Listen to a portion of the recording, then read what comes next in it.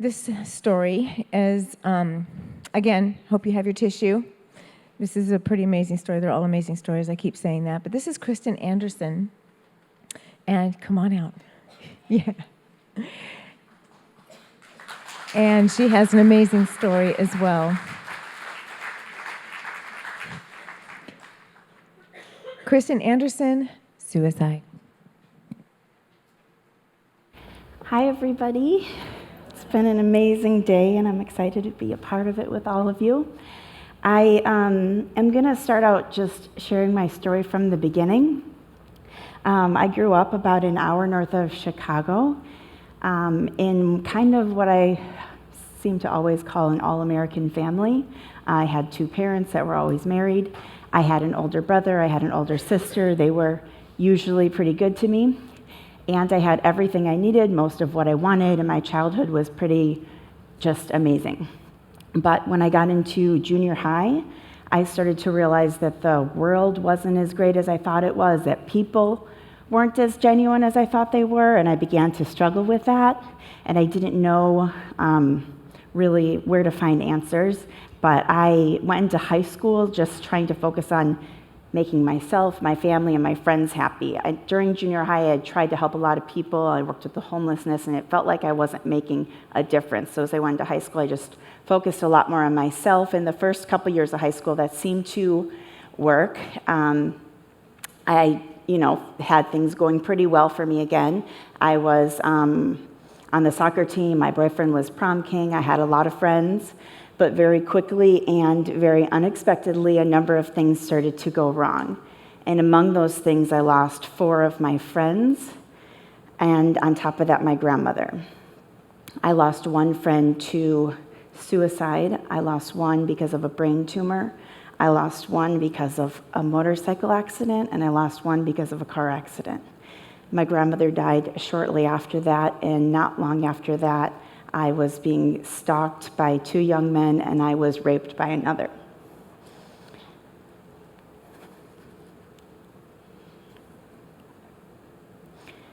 At the ages of 16, 17 years old, I had no idea how to handle any of that.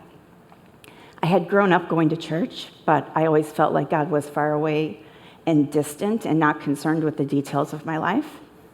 So I was sort of the friend that everybody went to for help with their problems, and I didn't really turn to anybody for help with my problems. I kept it all locked away deep inside, and the more I did that, the more I started to spiral down after everything that had happened into a deeper and darker depression.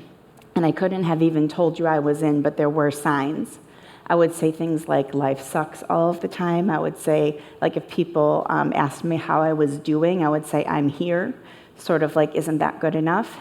And I started smoking and drinking to try and numb the pain that I felt on the inside.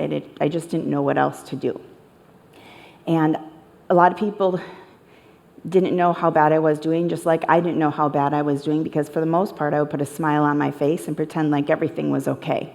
I thought that's what you were supposed to do when everything was wrong. That's what my mom always did. So I just pretended like everything was okay. And eventually, New Year's Eve of my senior year came, and I was supposed to be grounded because I'd been skipping classes, I'd been skipping school. I had been physically getting sick every day, so that was a part of it, but not really the whole reason I was skipping classes. And my parents had grounded me. They didn't know that I'd been raped. They didn't know how deeply my friends or my grandmother's deaths had affected me. They thought that I was just being rebellious. So I was supposed to be grounded that New Year's Eve, but they were going to let me go out that one night just to be nice. It was my senior year, New Year's Eve, and they wanted me to come home at midnight, and we kind of argued about what time I would come home. I wanted to sleep over at a friend's house, but at the end of our argument, I kind of surrendered and said, okay, I'll come home whenever you want me to, but I left the house just deciding I really wasn't going to come home that night. And so I went to the pizza restaurant that I worked in. I worked for like an hour or so before my friends picked me up, and then we went to a party. And that night, I felt like I made a lot of good decisions. I was sort of like the designated driver for my friends. I was, being careful with boys. I just was being smarter, I thought. But at about midnight, I called my mom to tell her that I was not coming home, and I hung up before she could even respond. And it wasn't until the next morning, about 10 o'clock in the morning, when I did come home, and my parents were just beside themselves. They'd always been very loving and involved in my life, and I remember one of the things my mom said was, "Kristen, we didn't know if you were dead in a ditch somewhere or what had happened to you." And I felt bad. I felt really bad because I really wasn't trying to worry them. I wasn't trying to hurt them. I was just trying to do whatever made me happier and feel a little bit better in the moment, whatever that was. And so they, didn't know what I was feeling, of course, or what had happened, and they just told me that my punishment was going to be material and social. The things that I gotten for Christmas, they were either going to return them or give them to somebody who would appreciate them. And I was also going to be grounded until further notice. And that was hard for me at the time because at 17 years old, I was very social. My friends, I feel like I was pretty much living for my friends at that point in my life. So to be grounded until further notice was just sort of devastating. And to know that my things would be taken away and returned or given to somebody who would appreciate them just felt bad. And I was also very vain. I found a lot of my value in the clothes that I had and the way that I looked. So to have those things taken away was really, really hard. But after getting my punishment, I went to sleep that day. I'd been up the whole night before, so I went to sleep that whole day, that whole night, and it wasn't until the next morning when I did wake up, and that morning happened to be a Sunday morning. And in our family, we went to church on Sundays every single Sunday. So that morning, like every other, I woke up, went to church, and I walked in, and I walked out feeling exactly the same way, very broken, lost, disillusioned, confused, empty, and I just didn't know where I was going to go from there anymore. And when we got home, my dad went to buy a new washer and dryer, and my mom laid down on the couch because she'd been tired from the night that she had waited up for me, so she was going to take a nap. And I decided to watch these videos of my nephews, who were really little at the time, opening their Christmas presents. I thought that it would just cheer me up a little bit, put a smile on my face, and make my day a little bit better. So I started watching the videos of them opening their Christmas presents, and it did cheer me up a little bit. But then my best friend called. My best friend's name was Kelly, and we'd been friends since we were in second grade. And she wanted me to come over to her house to make gingerbread houses. This was our last day of Christmas break before we were supposed to go back to school, and I knew I wasn't supposed to be going anywhere because I was grounded until further notice. But Kelly and I didn't always make the best decisions together, and we decided that I couldn't get in any worse trouble if I left. So I very dishonestly wrote a note to my parents saying that I was going for a walk, and I walked to the end of the street where my friend picked me up and took me to her house, and I was there for a few hours before another friend drove me home. And she also dropped me off at the end of the street because they didn't want to get in trouble for taking me. So I started to walk home, and I just wasn't ready. It wasn't anything about my parents. It was just, I was so overwhelmed with my life, I just didn't know how to handle any of it anymore. So I walked to the pizza restaurant that I had been working in. I got my paycheck, I got a pack of cigarettes, and I just tried to waste time as best as I could. And after about a half an hour, I knew I had to go home. I knew my parents would be worried about me, and I didn't want to worry them any more than necessary. So I started to walk home, and it was almost like my legs wouldn't take me there. I just had nothing left. I was so empty. So broken and so empty. So I walked to the park that I grew up playing in. And this was a park that I grew up like swimming at the beach, swinging on the swings, playing basketball, volleyball, all of it. And when I got there, I started to swing on the swings again. And as I started to swing on the swings, I started to contrast these happy, joyful childhood memories that I had as a child with how I was feeling now as a teenager, broken, disillusioned, lost, confused, empty. And I felt like no matter what I did, no matter how much I hoped, prayed, tried, waited, I couldn't go back, I couldn't go forward. It felt like I was just going in circles and nothing was getting better. It felt like one thing after another, after another, and after another was just happening. And I just didn't know how much longer I could take it. So as I'm thinking through this, just processing my feelings, I remembered in that small town that I grew up in about an hour north of Chicago, you're not supposed to be in the park after dark. It's just like a rule they have for safety's sake. Nobody's supposed to be in the park after dark. So I remembered that if the police patrolled the park like I knew they usually did, they would see me and make me go home, but I just wasn't ready to go home yet. I wanted some more time to think. So I looked around to see where else I could go to give myself some more time to think. And as I looked around, I saw a train that had been parked on the edge of our park. And I knew that it hadn't moved at all for like 3 weeks. So I figured if I went over to the train, it wouldn't move at all, and it would give me some time away, some privacy to think and get myself together. So I walked over to the train and I sat on it. And sometimes people think like, wow, did you play on the trains or the train tracks as you were growing up? And no is the answer. I never ventured that close, but as I did that day, something happened. As I sat on the train, I started to remember this thought process that I'd had about 3 months beforehand. And that was as I was grieving through my friend Brandon's death. My friend Brandon is the friend that I lost to suicide. And his death was the hardest for me because I just could never understand why he would ever do it, why he would do it the way he did it. All of it made no sense to me. I was very, very broken about it. But as I was grieving through his death, I remember thinking, I could never do that. I could never take my life, especially the way that he did it. And then my thought process just started to change a little bit, and I started to think, even though I would never do it, if I would ever do it, how would I do it if I wouldn't do it the way that he did it? And I went through these things I'd heard about, read about, seen on TV. None of them seemed like they would necessarily work or be good enough until in that moment a train went by my parents' house. And I could feel the power of the train shake our home. I could hear the whistle blare through the windows, and it just sort of snapped in my mind. That's one way I could never live through it. And I didn't think about it again until 3 months later when I was sitting on the train that day. It was completely hypothetical, not something I ever thought I would do. But as I sat on the train that day and remembered the thought process, pretty quickly it became something I was seriously considering. I really didn't want to die. I just wanted my life to get a little bit better, a little bit easier, a little less painful. So I was really back and forth in my mind as I sat on the train. I was thinking, there's a reason I'm here, and then I would think there's no reason I'm here. I would think there's something I'm supposed to do here, and then I would think there's nothing I'm supposed to do here. I would think it's going to get better, and then I would think it's not going to get better. And I was back and forth like that in what I think was a real spiritual battle for about 45 minutes until a train started to come.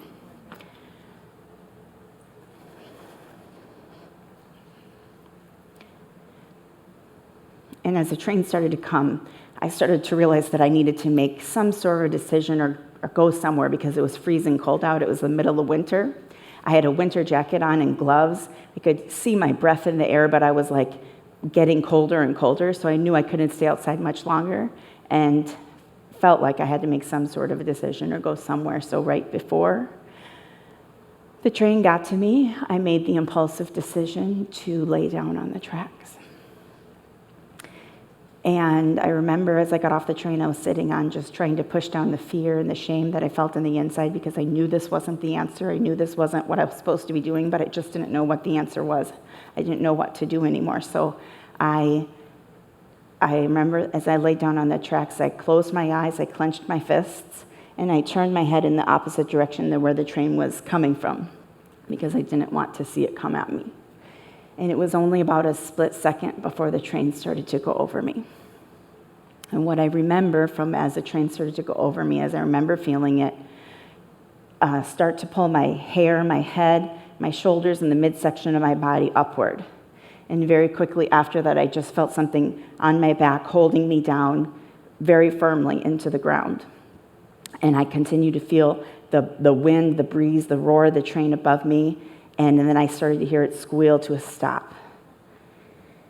And as it came to a stop, I started to open my eyes. I started to unclench my fists and just try to look around to see what had just happened. I had no idea if I was alive or dead, if this was a real or a terrible dream, nightmare. And so as I looked around and unclenched my fist, I looked behind me to my right. And about 10 feet behind me on my right, I saw my legs. And I knew that they were my legs because they had these bright white tennis shoes on that I had just gotten for Christmas. but it felt like it was a terrible dream. It felt like it was a nightmare. It didn't feel like it could be real. So I used my arms to crawl out from underneath the train. And as I got on the side of the tracks, I looked down at my legs to see if they were actually gone. And it was so dark out, and my left leg had been severed so high I couldn't see anything there. So I turned my attention to my right leg, which looked like it had been severed below the knee, but I'd never seen my leg like that before. I'd never even seen an amputated leg before. So I took my hand and I ran it below where it looked like it had been severed. And when I did that, I unintentionally brought my hand up to my face. And when I brought my hand up to my face, I saw blood. And when I saw the blood, I felt pain like I had never felt before. When the train was going over me, I felt pain, but it was sort of a dull in the background sort of pain. And when I saw the blood and I realized I was still alive, it was a much more loud, in-your-face sort of pain. So I started crying for my mom, the way that a small child would. But in that moment, in the worst pain of my life, crying harder than I'd ever cried in my life, God came near. I started to hear the song Amazing Grace play over and over in my mind. And I started to feel this tremendous peace just cover me. And I thought that could only be music from heaven. And I thought I just needed to lay there and wait to die. I thought like it was over for me. There was no hope left. So I laid there, resting in that peace, hoping, praying, and waiting to die. When I felt a firefighter take my hair off my face and pull it behind my ear. And I didn't know who it was. And it was surprising to me to even feel somebody that close to me again. So I kind of turned and looked at him pretty quickly, and he stumbled backward because he wasn't even expecting me to be alive. But it says in the police report that the conductor said to the engineer, "Did you see that yellow flash?" And the engineer said to the conductor, "Yes, I think we just hit someone." The yellow flash that they had seen was my bright yellow jacket as I laid down on the tracks. So they had called 911, and all the paramedics and firefighters in the surrounding areas were helping walk the tracks to find me. And this was the first emergency medical professional who did. And so he found me, he radioed to the other medical people of my location and my status. They got there really quickly and determined they wanted to flight for life me about an hour away to a hospital in Milwaukee. And then they found out it was too cold and foggy out, so they wouldn't be able to take me via helicopter no matter what. So they did something that they've never done since, that wasn't protocol, that they had never done beforehand, and this was that they blocked all of the roads and the intersections from where I was to the closest hospital in the area that could take me. And it says in the police report that it's normally a 45-minute drive, but that they got me there in 8 minutes. And when I got there, I remember them asking me what my name was, what my parents' names were, what their phone number was, what my sister's name was, what her phone number was, and I was able to answer all of their questions. And not long after, I heard them talking in the corner about how they felt like they were witnessing some sort of a miracle. And that was really hard for me because I didn't feel like a miracle.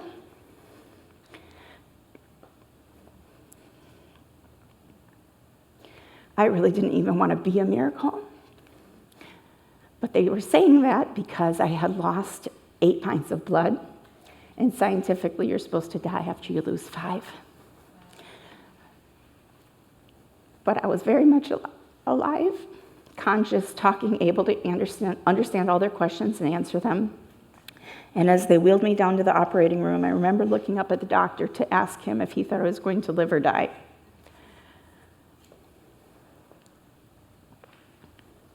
I was just looking for reassurance one way or another. And he told me right as we went into surgery that he didn't know. And he says that he told me that because he wanted me to go into surgery that night fighting to die, fighting to live. He just knew it would be best for me if I went in fighting. And I was in surgery the whole night long. They tried to reattach my legs, which is something they weren't successful at doing. But they did a number of blood transfusions in order to replace the blood that I'd lost and keep me alive. And it was the next day around 2 o'clock in the afternoon, when it was the first time I woke up again. I was on a lot of medication, but the first time I opened my eyes, I saw my mom, my dad, my sister, my brother, and my brother-in-law all in the room with their arms crossed and their heads looking down at the floor. And I remember my first thought was, wow, something really bad must have just happened, because I didn't remember the events from the night before right away. But my mom's eyes met with mine. She ran to the side of my bed and she said, "Oh, honey, we're so glad you're okay." And the memories started to flood back. And I said, "Mom, they cut my clothes and they cut my coat." And she just said, "Oh, it's okay. We can get you new ones. We're just glad you're okay." And I sort of listened to that and fell back asleep. And the next thing I remember was waking up because my doctor who had operated on me came to tell me what my injuries were. And I wasn't ready. I was really kind of rude to him. He came to tell me that my left leg was severed well above the knee. My right leg was severed directly below the knee, but that I might be able to walk with the use of prosthetic legs one day. And I think he was just trying to give me some hope for the future and, inform me of what had happened. But I was so not ready that I stared out the window. The whole time he talked, I didn't say hi, I didn't say bye, I didn't say thank you, I didn't even look at him. And the next thing I remember was waking up and just feeling sort of gross and icky. I am sure that I had blood, sweat, and tears on me after everything that I'd been through. So as I woke up and saw my mom in the room, I asked her if I could call my friend Kelly to help me get cleaned up a little bit. And she said that'd be fine. She got Kelly on the phone. And as soon as Kelly got on the phone, she asked me how I was doing. And up until that point, nobody had asked me how I was doing, but she had heard about what happened to me. And although at the time I didn't know that, I felt like I needed to tell her because I didn't think she knew. And she was my best friend. So I looked at my legs, wanting to give her an answer one way or another. And I said, I could tell even with a sheet above them that they were mostly gone. So I said, "I'm okay, but my legs are cut off." And as I said that, tears just streamed down my face because that's the moment that became real to me. That's when I realized that this was really my life. This was really happening. This wasn't just a bad dream. This wasn't just a nightmare. This wasn't just going to go away. This was my new life. And she said, "Oh, honey, it's going to be fine. You're going to be fine. You don't need your legs. You're going to be just fine." And sometimes people have said to me, "That's so simple. That's so trite. How could she have just said that?" But for me, it was exactly what I needed to hear. I needed to know that my best friend thought I was going to be fine with or without my legs. And in the coming days, weeks, months, I had a lot of family and a lot of friends that just surrounded me and loved on me like crazy. And one of the things they told me over and over again was, "Kristen, God kept you here for a reason. There's something you're supposed to do here. Kristen, God kept you here for a reason. There's something you're supposed to do here." But I heard it so much and I didn't really know why I was here that it almost got frustrating hearing it so much. And then the first weekend I got out of the hospital, just for the weekend, I went back to church with my family on Sunday. And while I was there, a woman who I didn't know, who had heard about what happened to me, came up to me and told me, and I don't recommend this at all, but she told me that if I would have died, I would have went to hell. And although it was hard, and I still don't recommend it, God really used that to send me searching, because everybody else around me told me the feel-good answer. Everybody else would say, "Kristen, God kept you here for a reason. There's something you're supposed to do here. Of course you would have went to heaven. Don't worry about it. You're a miracle." Just all the, that kind of stuff. Of course you would have went to heaven, because they can't think of the alternative. And this lady told me something different. And so I started to realize that maybe I wouldn't have went to heaven if I had died. What did it take to go to heaven? Was I a good enough person? Does that even matter? I started to question all of it. And as I started to question, I started to pray. And not long after, this couple who was friends with my sister and her family came to have dinner with our family. And they really just came to encourage us after everything that we had been through. But I found out at dinner that the husband of this couple was in seminary to be a pastor. So I figured, More than anybody else that I knew, he probably knew the Bible. And after dinner, sitting in the living room, I asked him if he thought I would have went to hell if I died. And very lovingly, very kindly, very patiently, he just told me that every single one of us are created to be in a personal and intimate relationship with God. But because of our sin and because of the wrong things that we have done, we are separated from him, both relationally and eternally. And that's why Jesus died, to pay the penalty for our sins so that we can be put back into a right relationship with God and so we can spend eternity in heaven with him.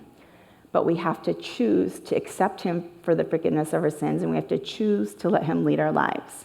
And when he told me that, I felt like what he was telling me was something more true than I had ever heard in my life before. But I didn't want to just take his word for it. So I asked him to show me it in the Bible. And he showed me a lot of different verses.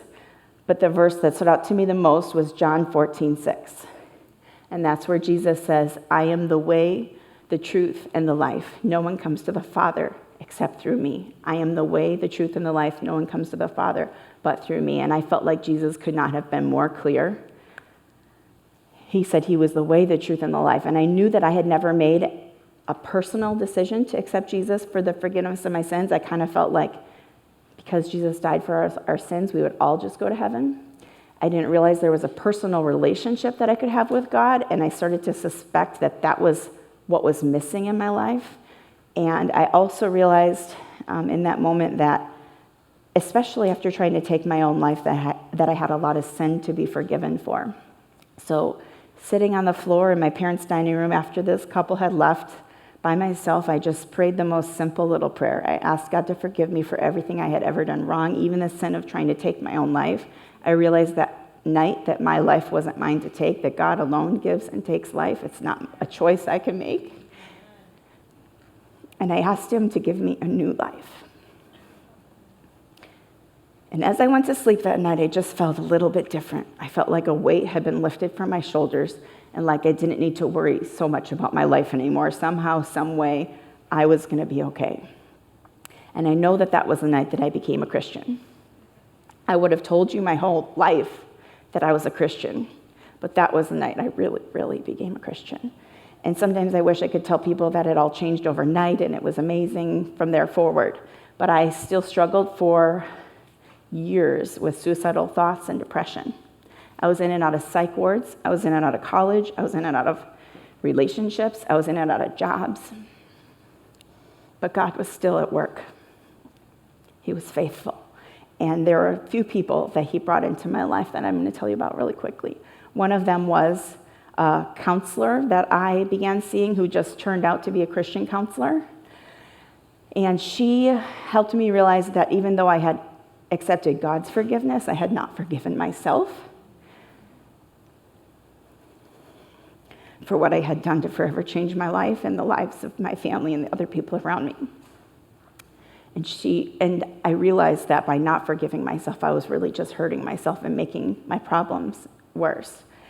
And she had me memorize the first verse I ever memorized, which is Romans 8:1. And in there it says, therefore there is now no condemnation for those who are in Christ Jesus.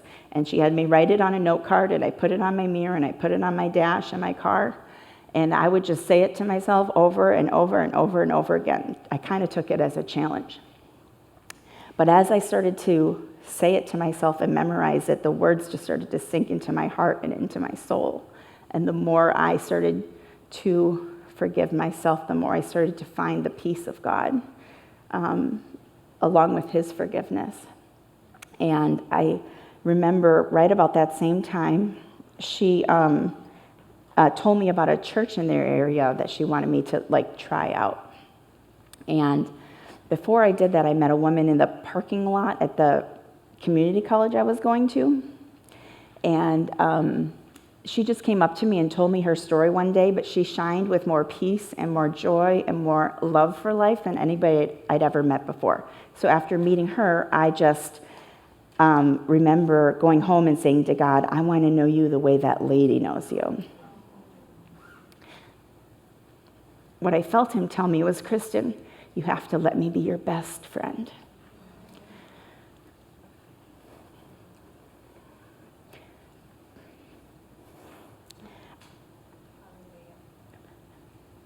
learned at that point in my life to go to friends, families, family, doctors, counselors, really everybody else for help with my problems. But I realized I wasn't going to him for help with my problems yet.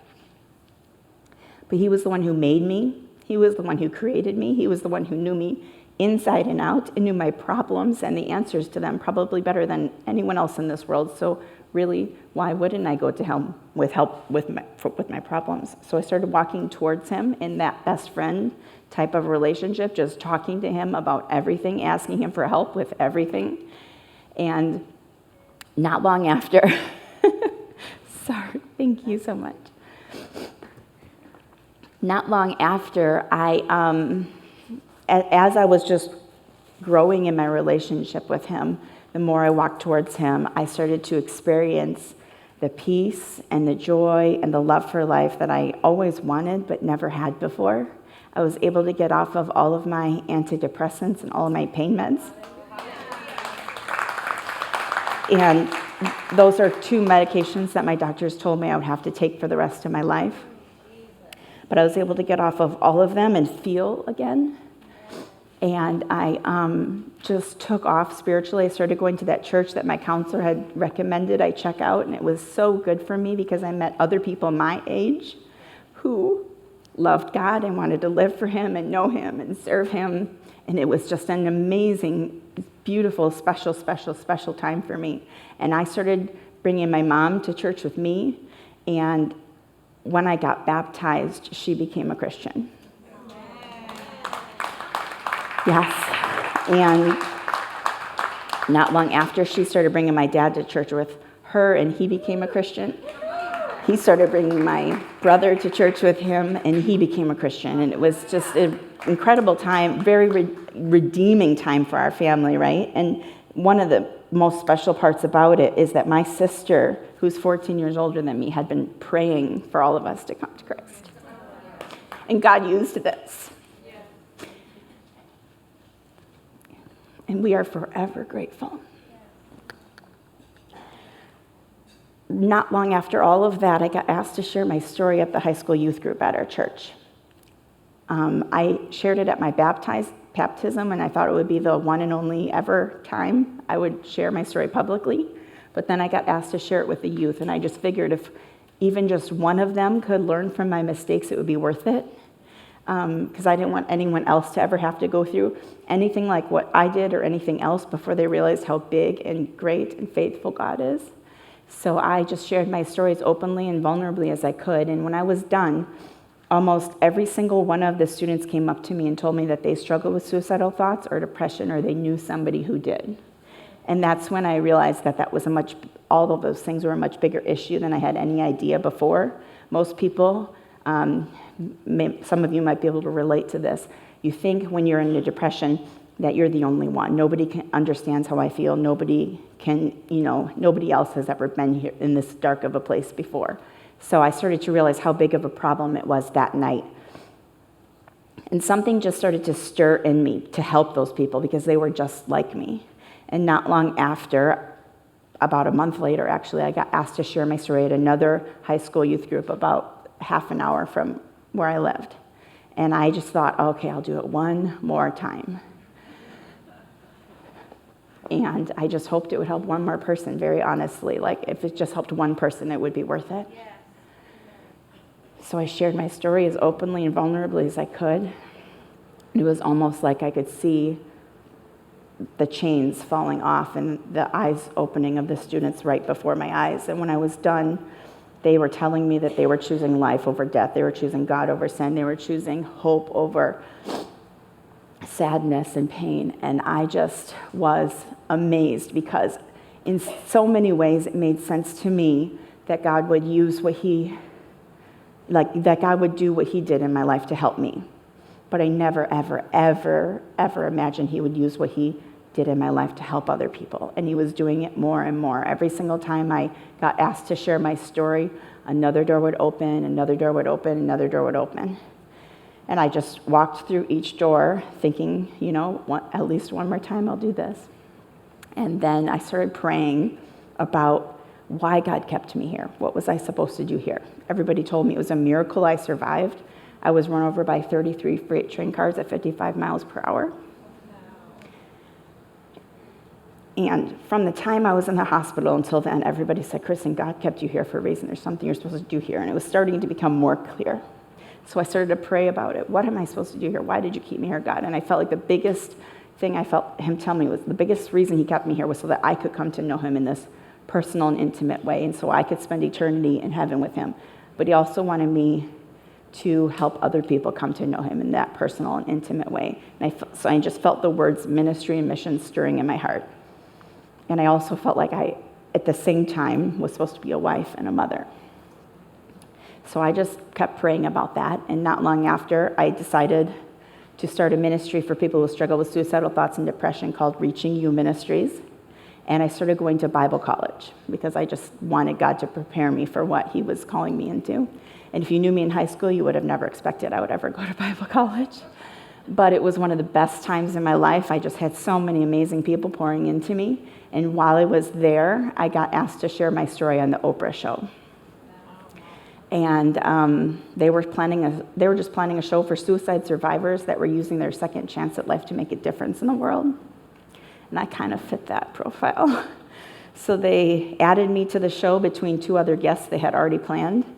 And it was like I agreed to do it one Wednesday. It aired the next Wednesday. And right as soon as it aired, we got thousands and thousands of emails in through the ministry website that I had created. But there was one email in particular that stood out to me. And it was from a young man who wrote in the subject line, it seemed like in bold print, capital letters, "You saved my life." And as I read his story that day, he just talked about how he planned to take his life that day that I shared my story in the Oprah show. He was just waiting for his mom to leave for work. And as she left for work, he walked into the living room with a gun in his hand. And as he went to turn the TV off, I was on the TV talking about how I had tried to take my life, how God had saved me. I was so grateful to still be here, and how I had so much more hope and purpose. And he says that he put the gun down, got on his knees, prayed to accept Jesus as his Lord and Savior, and he is now a youth pastor leading other young people to the Lord. But as I read his email, I was overwhelmed by how God is in the details. I just was reminded of how God was in the details that night that I laid on the tracks, how I had survived after losing 8 pints of blood, even though you're supposed to die when you lose 5, how I'd gotten run over by 33 freight train cars at 55 miles per hour, but I only lost my legs when they say I should have been torn to pieces, how he was in the details of my everyday, not just in the dramatic moments, not just in the hard times, but in my everyday and in this young man's darkest time. And I think he's in the details. I know he's in the details for every single one of us every single day. Since then, I got asked to write my story in a book. And I was getting invitations to share my story all around the world. So many places I knew I would never be able to go after I won an Oprah. So that's kind of the biggest reason I wrote it in the book, because I knew it could go everywhere I couldn't go. And it took about 3 years. It's one of the hardest things I've ever done. But it was so, so worth it. Definitely one of the best things I've ever done. And the title that was given to it is Life in Spite of Me. And I can't take credit for it, but I don't think I could have ever thought a more fitting title, because God has given me peace physically, emotionally, and spiritually. He's given me life in spite of myself, in spite of my sin, in spite of everything that I've been through. He has given me an abundant life. And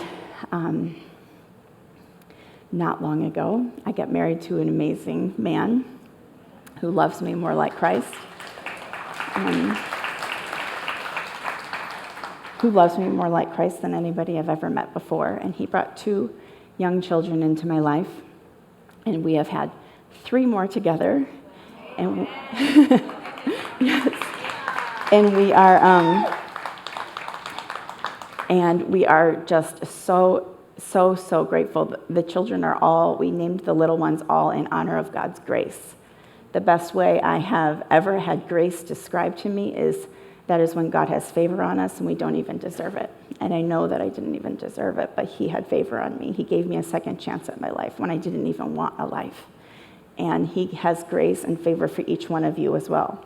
No matter what you're going through, no matter what your trial is, no matter what your pain is, no matter what your struggle is, he has not let you go. He will not walk away. He will not give up. He will not ever, ever, ever quit on you. In the deepest, darkest, most hardest times of my depression, I clung to a verse that I got on a magnet when I was in the hospital, and that was Jeremiah 29:11.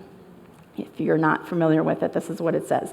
For I know the plans I have for you, declares the Lord, plans to prosper you and not to harm you, but to give you a hope and a future. And in those deepest, darkest, most terrible times of my life, I just believed even when I didn't have hope for myself, God had hope for me. Even when I didn't have plans for myself, he had plans for me. And even when I didn't have a future for myself, he had a future for me. And he has that for every single one of us.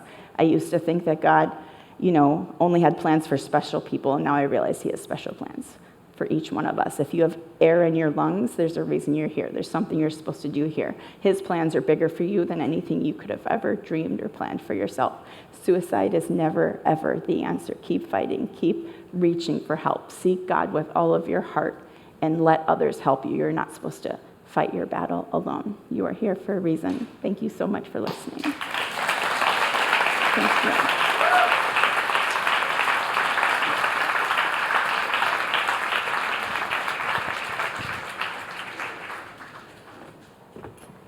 Suicide is most definitely not the answer, because you won't always be spared, and it leaves nothing but heartache and brokenness behind.